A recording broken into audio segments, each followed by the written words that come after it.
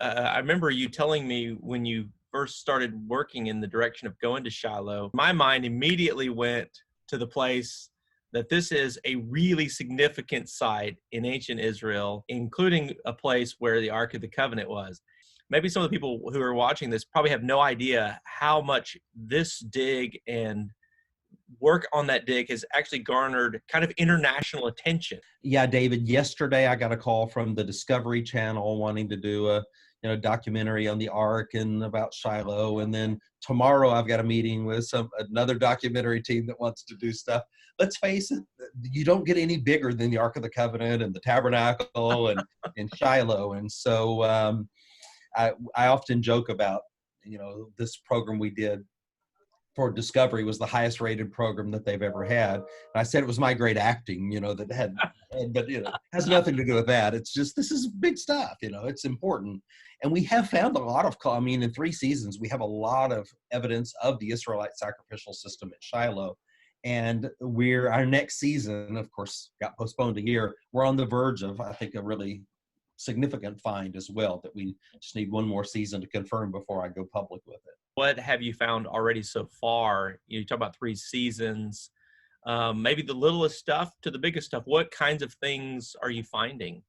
Okay, so we excavate over 2,000 pieces of pottery every day. So we have pottery, glass, coins, objects, walls, scarabs, seal impressions. I mean, everything you would expect. But let's kind of focus in on the Israelite period and when the tabernacle would have been at Shiloh and talk about what we have from that period. Okay, so number one, we have a massive bone deposit in our area D that is just on the edge of the tell on the east. And that bone deposit is full of pottery from that time period. And so that's very instructive because these bones, by the way, are 100% bones from the biblical sacrificial system. Okay, the bones prescribed. And it is due east of the area where I think that the tabernacle most likely was. We have recovered 2 ceramic pomegranates, and the pomegranate is a motif of the tabernacle. Remember that on the priest's garments, there were bells and pomegranates alternating on the hem of the priest's garment. 7 sacred fruits, but only the pomegranate went into the presence of God. And we have found 2 of those with, attachments where they would hang. Now, I'm not claiming that was on Eli's robe, of course. It could have been from a cult stand, but it's even in Solomon's temple. There are 200 pomegranates that adorn Solomon's temple. So it's the motif of the tabernacle and later the temple. And so we're finding those. And this is what we would call verisimilitude. You read it in the text and you find what you would expect to find. There's a consistency. We last year, in the article you were quoting from the Jerusalem Post, we found 3 horns from a 4-horned altar in a destruction matrix, which I was able to carbon date and with the pottery date to about 1075 BC. So it's very, very likely the Philistine destruction of Shiloh. The Bible hints at it. It doesn't tell you the Philistines destroyed Shiloh. This is where it illuminates. You've got the implication of the destruction and now evidence of it. So I think we can say with some degree of certainty that it was destroyed. And these horns are in there like the altar was demolished, which again makes sense of maybe what the Philistines would have done when they destroyed Shiloh. So we've got storage rooms that are full of storage jars from the period of the tabernacle. No other site in Israel has that, by the way, the perimeter lined with storage rooms, because Shiloh is different.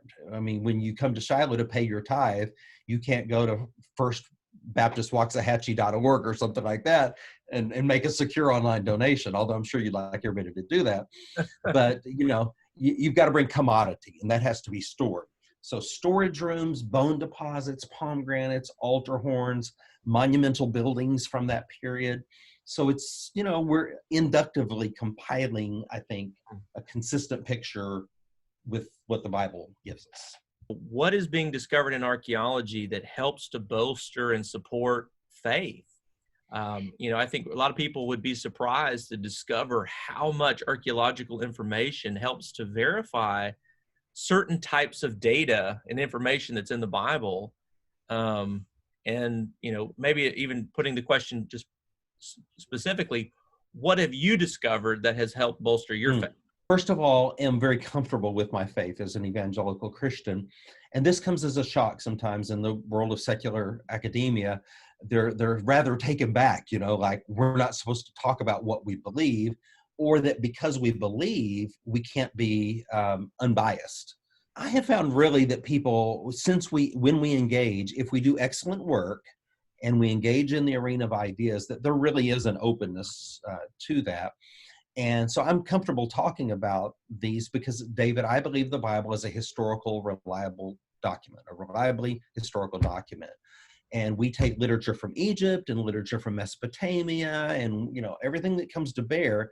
And take Shiloh. Shiloh's not mentioned in Egypt. It's not mentioned in Mesopotamia. It's only mentioned in the Bible.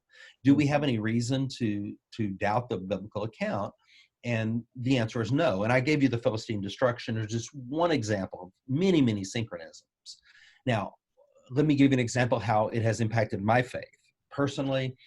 And there are many of these type faith lessons, but I'll give you one.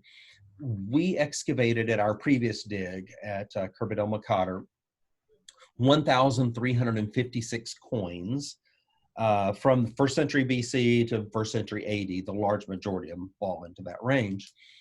Late Second Temple period coins primarily. 2 of them were gold, 5 were silver, and everything else was bronze. 1,356. 2 were gold, 5 were silver, everything else is bronze. Now, I didn't know that, okay? And you probably didn't know that. Our listeners probably didn't know that. So then you read your New Testament, and when Peter and John tell the man at the beautiful gate, silver and gold we don't have, well, I mean, they weren't lying. This was, hardly anyone did.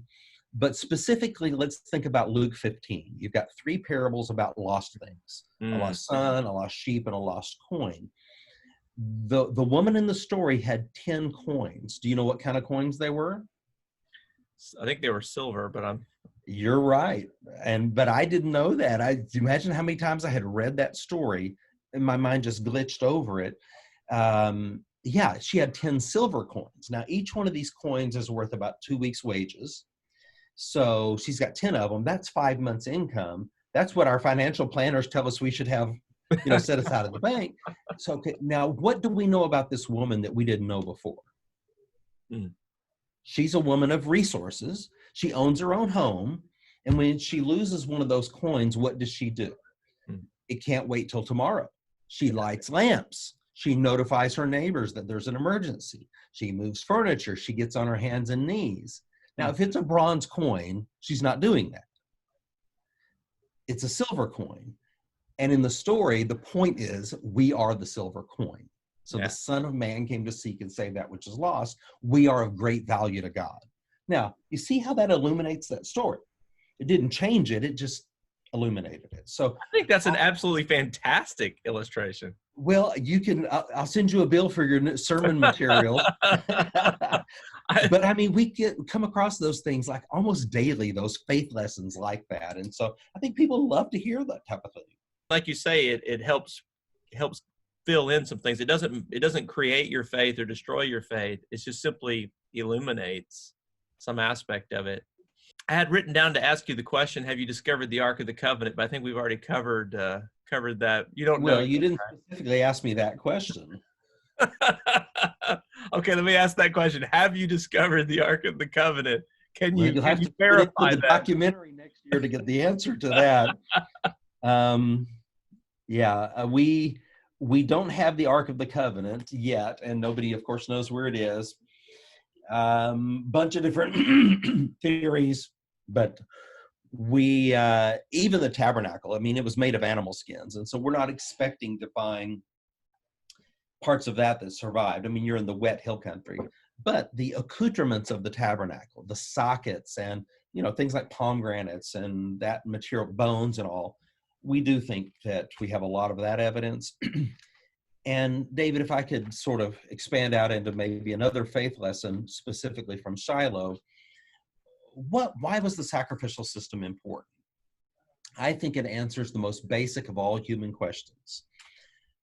God is perfect and holy. I'm messed up. How does a messed up person connect with a holy God? And that's about the most basic question that you can get. There's no one listening who can't identify with that. The sacrificial system enabled them, when they sinned, to restore a vertical relationship with God and a horizontal relationship with each other.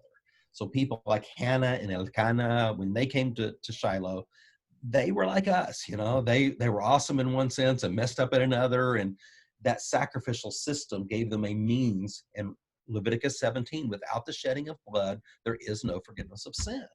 And so when we deal with these bones, and we excavate like 7,000 bones in a season, and by the way, the majority of these bones, a disproportionate majority of the bones are from the right side of the animal, not from the left side of the animal. So if you're a Bible reader, of course, Leviticus 7 comes to mind, that the right side is the priest's portion. Give me another explanation. And, so these are the types of faith lessons that we get to live with. Yeah.